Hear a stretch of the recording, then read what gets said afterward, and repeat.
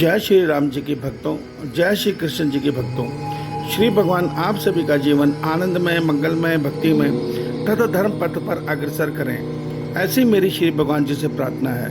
मेरे प्यारे कृष्ण भक्तों, आज हम शनिवार के दिन रामचरितमानस से सुंदर चौपाई बिनु सत्संग विवेक न होई, राम कृपा बिनु सुलभ न सोई को सरल अर्थ में समझने का प्रयास करते हैं। जय श्री राम जी की। मेरे प्यारे कृष्ण भक्तों, आज की चौपाई में रामचरितमानस में तुलसीदास जी हम सबको बता रहे हैं कि बिनु सत्संग विवेक न होई, राम कृपा बिनु सुलभ न सोई। अर्थात सत्संग के बिना कभी भी विवेक ज्ञान नहीं आ सकता, और ये जो सत्संग है ये बिना राम कृपा के कभी हमें नहीं प्राप्त हो सकता। यहाँ पे सत्संग का अर्थ समझिए। यहाँ सत्संग का अर्थ महापुरुषों के वचन या गुरु महाराज के प्रवचन सुनना और गीता पढ़ना या ग्रंथ पढ़ना नहीं है। यहाँ सत्संग का अर्थ है गुरु जी के वचनों को, गीता के वचनों को, हमारे धार्मिक ग्रंथों के वचनों को अपने जीवन में धारण करना ही सत्संग है। सत्य का संग करना सत्संग है। तो सत्य आचरण अर्थात धर्म का आचरण जब तक हम हमारे आचरण में नहीं होगा, तब तक राम की कृपा हम पर कभी नहीं हो सकती। आज हमारी हर कामना, हमारी हर भक्ति, हमारा हर तप, हमारा हर व्रत केवल सांसारिक इच्छाओं के लिए है। हमारे मन में कभी भी राम को पाने की अर्थात उनसे मिलन की और उनके निस्वार्थ प्रेम की इच्छा कभी नहीं होती।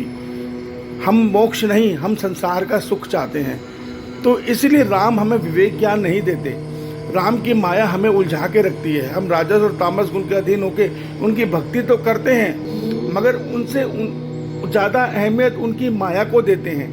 हम उनसे उनकी माया मांगते हैं, हम उनसे उनका प्रेम नहीं मांगते। तो सोचिए, हम उनसे ज़्यादा अहमियत उनकी माया को दे रहे हैं। और हनुमान जी क्या कर रहे हैं? हनुमान जी कह रहे हैं कि हमें कुछ नहीं चाहिए, केवल मेरे राम एक लाल लंगोटा पहने बैठे हैं और उनके संसार की सेवा कर्मयोगी की भांति कर रहे हैं, और मन से केवल राम राम, मन से केवल राम राम, उनका रोम रोम राम राम करता है। तो जब ये प्रेम हम ईश्वर से चाहेंगे, तब राम की कृपा हम पे होगी, हमें सत्संग प्राप्त होगा।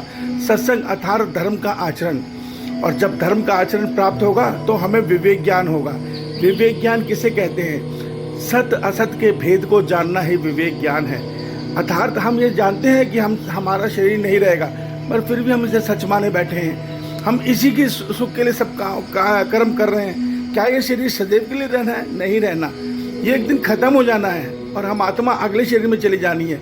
फिर भी हम इसी के लिए एकत्र करने में लगे हुए हैं। तो सत असत के भेद को जानना ही विवेक ज्ञान है। अर्थात ये दृश्यमान जगत, ये समस्त प्राणियों के शरीर, ये दिखाई देने वाले धरती, आकाश, चंद्रमा, ये ब्रह्मांड, ये सब नित्य बदलते हुए एक दिन खत्म हो जाने हैं। सत्य क्या रह जाना है? आत्मा और परमात्मा। तो हम आत्मा हैं। हमारा हर प्रयास ये होना चाहिए कि हमारी कल्याण कैसे हो, कैसे हम अपने बिछड़े हुए ईश्वर से दोबारा मिले। हमारा हर प्रयास इसलिए होना चाहिए। जब हम राम से कामना करेंगे, हमें अपना निस्वार्थ प्रेम दे दो राम।